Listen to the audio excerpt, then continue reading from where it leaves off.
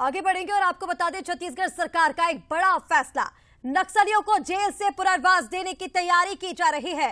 5,500 नक्सलियों को माफी मिल सकती है।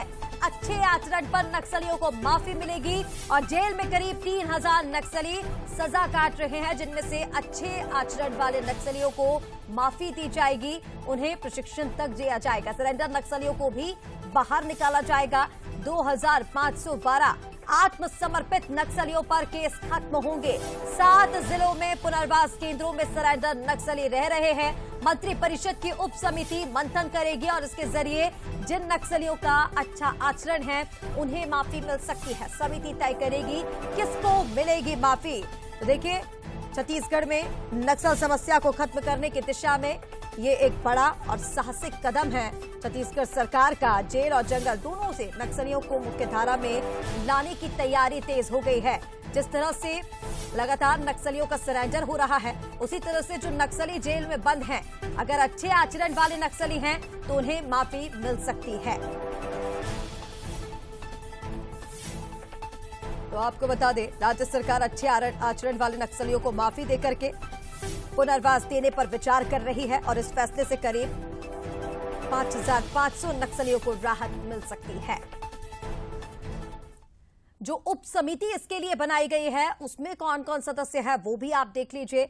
उप समिति में गृह मंत्री विजय शर्मा सदस्य हैं, केदार कश्यप, मंत्री लक्ष्मी राजवाड़े, मंत्री गजेंद्र यादव, अपर मुख्य सचिव, प्रमुख सचिव इसमें सदस्य हैं। तो ये जो उप समिति बनाई गई है इसमें छत्तीसगढ़ के उप मुख्यमंत्री विजय शर्मा, मंत्री केदार कश्यप, मंत्री लक्ष्मी राजवाड़े और मंत्री गजेंद्र यादव भी शामिल हैं। साथ ही अपर मुख्य सचिव और प्रमुख सचिव इसमें शामिल हैं। ये समिति तय करेगी 7 जिलों के पुनर्वास केंद्रों में जो सरेंडर नक्सली रह रहे हैं, पूरे प्रस्ताव पर जो उप समिति मंथन करेगी। उसके बाद ये तय किया जाएगा कि किसे माफी दी जाए। जहां तक संभव हो सके ऐसे नक्सली जिन्होंने पुनर्वास किया है, नक्सल विरोधी अभियानों में साथ दे रहे हैं, 5 वर्ष से अधिक का समय उनके अच्छे कार्यकाल का हो गया है, इन सारे ही प्रकरणों के लिए परीक्षण किया जाएगा।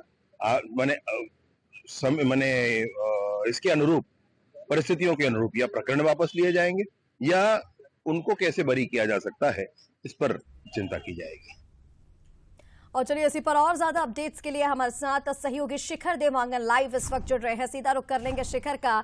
शिखर, हम जानते हैं कि मार्च 31 नजदीक है, नक्सलवाद खात्मे की डेडलाइन, और उससे पहले जल और जंगल दोनों ही जगह से नक्सलियों को मुख्य धारा से जोड़ने की कोशिश जारी है।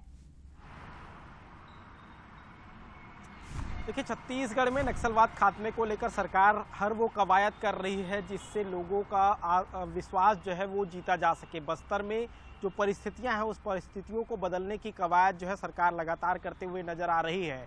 जो नहीं समझ रहे हैं उनको गोलियों से जवाब दिया जा रहा है और जो समझ रहे हैं उनके लिए काम भी सरकार लगातार कर रही है। जिस तरह से नक्सलियों को आत्मसमर्पित जो नक्सली हैं उनको मुख्यधारा में जोड़ने को लेकर कई पहल किए जा रहे हैं। इसी के तहत जो है एक बड़ा फैसला सरकार लेने जा रही है जिसमें आत्मसमर्पित जो नक्सली हैं, जो जेल में बंद हैं, उन नक्सलियों को बाहर लाने की कवायद सरकार करते हुए नजर आ रही है।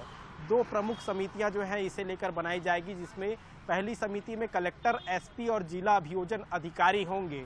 जो इन 3 लोगों की जो समिति होगी वो समिति आत्मसमर्पित नक्सलियों के आचरण का पूरा ब्यौरा पुलिस मुख्यालय को देगी और पुलिस मुख्यालय इस पूरे मामले की जांच करेगी और जांच करने के बाद इसे मंत्रिमंडलीय उप समिति जो बनाई गई है उस उप समिति में भेजी जाएगी और उस उप समिति में इन तमाम विषयों को लेकर चर्चाएं होंगी और चर्चा होने के बाद इसे कैबिनेट में भेजा जाएगा और कैबिनेट के बाद केंद्र सरकार तक भेजा जाएगा और केंद्र से सहमति लेने के बाद ऐसे नक्सली जिनका आचरण बहुत अच्छा है उन्हें जेल से बाहर लाया जाएगा, उन्हें मुख्य धारा में जोड़ा जाएगा ताकि लोगों का विश्वास जो है वो जीता जा सके। क्योंकि जब तक विश्वास नहीं जीता जाएगा तब तक बस्तर में नक्सलवाद खात्मा जो है वो मुमकिन नहीं है। और ऐसे में सरकार यही कोशिश कर रही है कि जो बस्तर के आदिवासी लोग हैं उनका विश्वास जीता जाए। विकास की बात की जाए, अब देखना होगा कि जेल से कितने नक्सलियों को माफी मिलती है, क्योंकि समिति पहले मंथन करेगी और उसके बाद बड़ी संख्या में जो जेल में बंद है नक्सली उन्हें माफी दी जाएगी। तमाम अपडेट्स के लिए बहुत शुक्रिया आपका।